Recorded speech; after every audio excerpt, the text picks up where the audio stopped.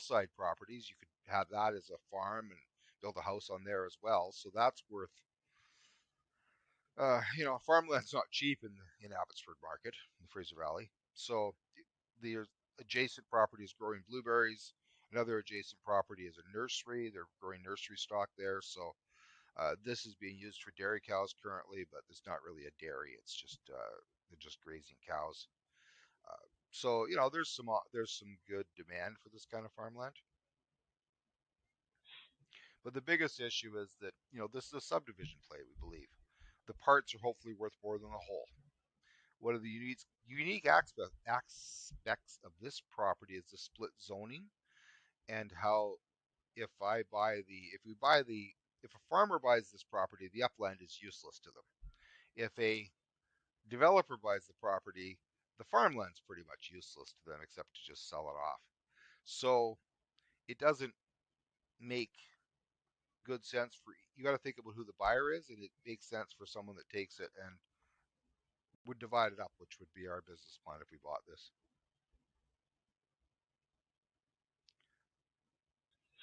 Yeah, so always an interesting problem to see what could happen on a property like this.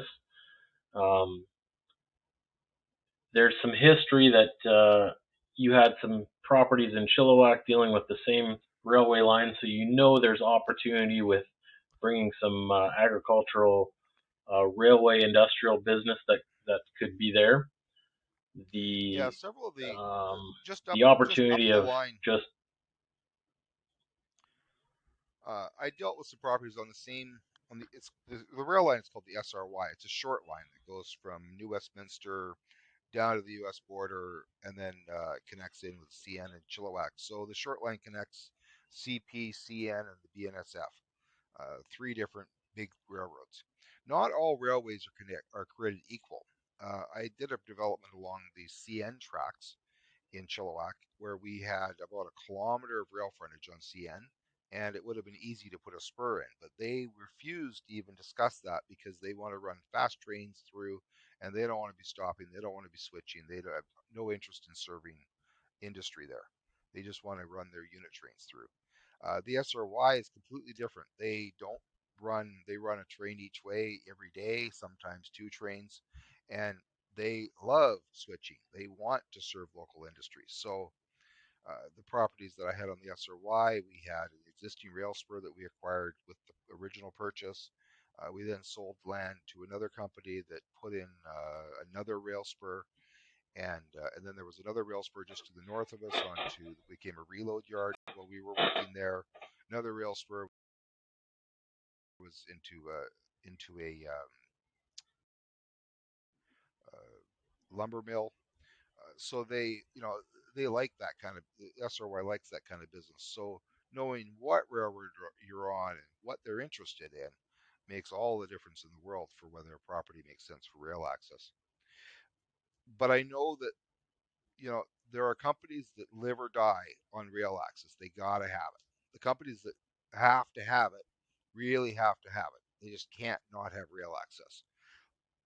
But most companies don't care about rail access. They ship by truck. They put stuff in. If you're manufacturing widgets, you stick them in a container, you truck it to the port, or you truck it to a rail yard, and they stick it on a train. So where 50 years ago or 100 years ago, people would like to have a boxcar pull up to their industrial building. Today, that's not really a thing. So those customers are few and far between, and I wouldn't bank on this property going for a agri-industrial use unless I could go out and find someone like that very specifically. And I have some ideas on how to do that, but I know that's a long, long process, and you have to sit there, hold the land, you have to get permission from the city. There's a lot of obstacles before you could get there. So yeah, yeah. so I think it's possible, but it's difficult. So the option then, or the quickest option to look at would just be sell the farm and split the 49 acres, 50 acres into 4 lots and try to make your money that way.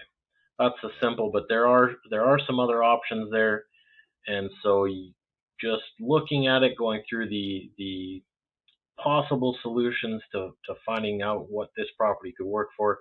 It's an interesting um, opportunity to test your mind and test what you could come up with.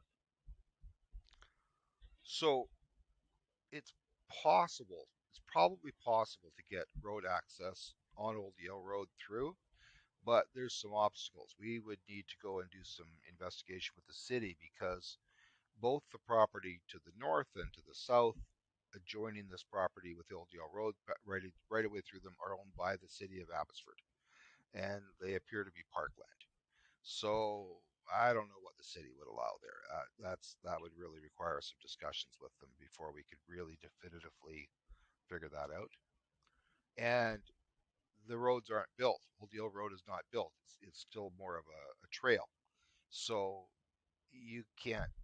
You'd have, in order to have road access onto this property, you would need to go and pay to build the road on the adjacent city property, and maybe beyond that onto other more road beyond those properties, depending which way you came. So, you're dealing with probably some pretty significant road building costs to get proper access into the upland portion of this property.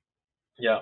So when we haven't done a true comparable on property valuation and budgeting, but knowing that the opportunity there would include some of those additional development costs, it might you might have to hold this property a long time for someone else to build a road, or you might have to pay a lot of money to get some access and services to the property. Well, and I did a subdivision in Abbotsford where I bought a property that didn't have any road access. It had legal access, but it didn't have practical access because the road alignment was just too steep. And then the farm to the south of us sold, and the developer there had to bring a road right to our doorstep so we could build a cul-de-sac. But in this case, the adjoining properties are owned by the city.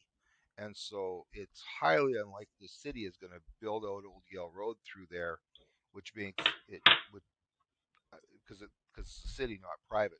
And a lot of people think, oh, the city built this, the city built that. No, Yeah, sometimes, but not usually. Usually it's a developer that built it, and if the city built something, they actually was the developers that didn't directly build it because they collect what they call development cost charges in British Columbia, where they collect money on different developments from various developers, and then they take a pool of money and then they build an overpass or a bike lane or something or a sewer extension. But normally when you see a street widened or you see a new road punched in, that's a developer, that's a private developer paying for that. You pay for all the construction costs, you pay all the soft costs, all the engineering, plus fees to the city, plus for the city to come out and inspect it, and you have to guarantee the work, and you have to put money up with the city to yeah. guarantee the So work. I think So we'll definitely utilize that for another podcast here because I think that's useful information for people to understand. yeah, we could definitely talk about that on Yeah. another podcast. So But for the purposes of this, we can see that there's significant cost to build roads to get to this property, and then there's a lot of topography. It goes way up and quite steep, and so it's going to be hard to find building sites on here. And so I don't I think for me the combination of having the steep slopes and the lack of easy access road access to the development portion of this property is, that's going to add a lot of cost to get those lots in. it makes So I it a just tough don't feel property. like it Yeah. just makes a tough property for us. But it's an interesting exercise, and in looking at, okay, what are the development issues here? Does it make sense? Can those issues be solved at the right price? If this property was on a fire sale price, yeah, I think we could solve the issues, but I couldn't guarantee it. So I'd probably want to go and buy the property with conditions, some due diligence conditions, go have a discussion with the city,